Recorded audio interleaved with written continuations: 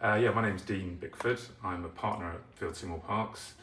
I've been there for 20 years, specialising in real estate, which is typically involved in acquisition and disposals, strategic land, which is buying and optioning residential development land for future development, and advising clients on investments, acquisitions, disposals, and occupiers, tenants, landlords, across the whole spectrum of industry.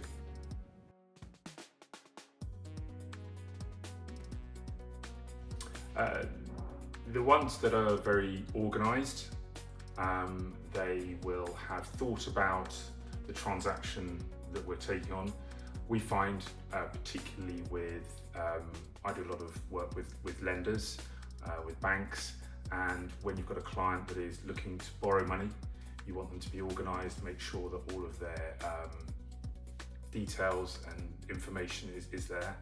When you're acting for purchasers, you want them to be engaged and interested and listening to what you're up to. So the ones that actually contribute and feel that they have an important part, they're not just sitting back and relying entirely on us. There's collaboration.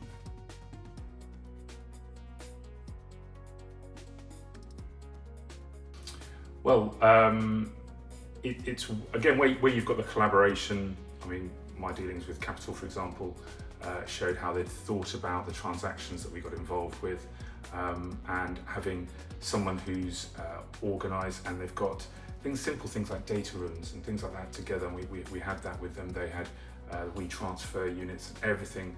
It made getting the information together for the transactions so much easier. You're able to be responsive, efficient, which is what the client wants, and it makes sure that the deal progresses promptly and everyone can hit the deadlines that they're looking to achieve.